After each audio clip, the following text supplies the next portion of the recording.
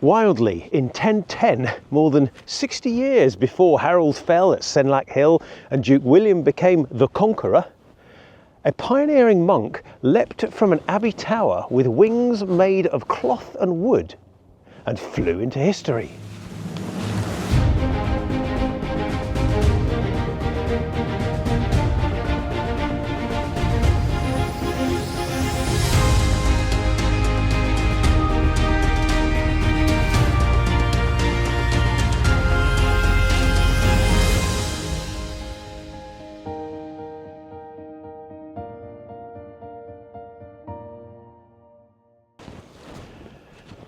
That monk's name was Eilmer, Eilmer of Malmesbury Abbey, and he jumped from the tower at the Abbey and flew an eighth of a mile and landed badly and broke both of his legs, which never properly healed, so it left him crippled. He seems to have been born in some time around 990, and he saw Halley's Comet in 1066, which is the second time he's mentioned in history. So he had quite a long life to deal with that injury. The Gesta Regum Angelorum says, he was a man learned for those times, of ripe old age, and in his early youth he hazarded a deed of remarkable boldness.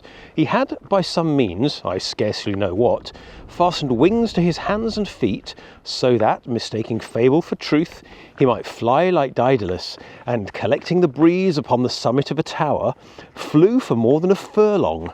But agitated by the violence of the wind and of the swirling of air, as well as by the awareness of his rash attempt, he fell, broke both his legs, and was lame ever after. He used to relate as the cause of his failure his forgetting to provide himself a tail. We don't actually know how tall the tower was that he jumped from, but the original tower apparently was over 400 feet high. I doubt he jumped from the very top, so he may have had a spire. So if we assume he jumped from, I don't know, 200 feet and flew for a quarter of a mile, that's a gliding angle of about 17 degrees, which is steep, but is a modern gliding angle sometimes. And he must have potentially sort of glided down and then sort of swooped upwards and maybe fallen backwards. Pure conjecture, of course, we just don't know. But if you think about it, he talks about, in the record, about complaining he didn't have a tail. And if he had that, he may have stalled, sort of swooped down quite steeply, and maybe he panicked, maybe he struggled, maybe something happened and he sort of swirled and went crashing back down again. So we'll never know, and I don't know anybody that's brave enough to actually try it for real. But it was also incredibly spectacular for the time. I mean, as a young man, I guess, we take risks, and he certainly did that as well, and it cost him for the rest of his life. He talks about not really healing, his legs not particularly healing very much. So yeah, that was quite a gamble. Malmesbury Abbey was actually founded in 639 by Aldhelm, who had a reputation as a scholar poet. It actually developed a reputation for what were called natural philosophy, which we might think of as the precursors to modern science. Obviously it was completely steeped in the religious nature of the institution, but it was definitely seen at the time as quite an important place for people to study interesting things. And perhaps Eilmer was an outcrop of that. Maybe he decided to look at the stories of Daedalus that he would have known, of course, and have a go, see whether they were true. It's kind of experimental archaeology, if you like, I suppose. Now, some of the abbots seem to have had quite a checkered history. One seems to be murdered by his pupils. We don't really know why or what went on there.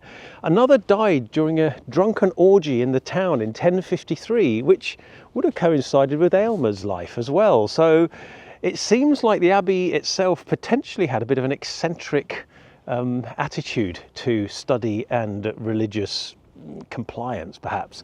Don't know, again, pure conjecture, but it is interesting that some of the abbots did seem to be a bit rebellious and a bit unusual.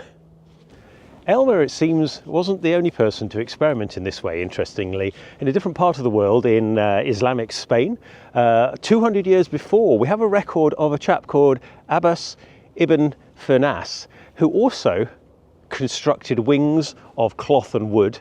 This time he flew from the side of a steep hill though, and he flew for about 200 yards again. And remarkably, he broke his legs and complained about there not being a tail, which caused him to crash. Now, I think that's an interesting coincidence. Could there have been an exchange of information? Could Eilmer have heard of this incident? It's not impossible, but there's no evidence as such. There was academic exchange at this time. There were works going backwards and forwards, but not in the same way as you might expect today, of course. But it's possible. It's not impossible, basically, because he may well have studied this and come across a manuscript that we've subsequently lost. One of the things that I find quite inspiring about these stories is that many, many hundreds of years ago, people were experimenting. They were seeing whether it was possible to build wings and fly like Daedalus and Icarus, or whether it was just made up nonsense. And both men discovered that it was true, albeit dangerous. Now, did the ancient Greeks have a go at doing this? Well, we don't know. There's no record of it, but it's not entirely impossible. Did everybody that tried it break their legs? Well, the two people that we know of that did in the Middle Ages both broke their legs. However, what might have happened if they hadn't had that kind of an injury? What if they went, oh, that was quite close. I will build a tail. I will have another go. Could you imagine a situation where there were more gliding things in the medieval period? I don't think we'd have had powered flight much earlier, but we might well have done. It's not impossible. I think power to weight ratio is a really important aspect of this.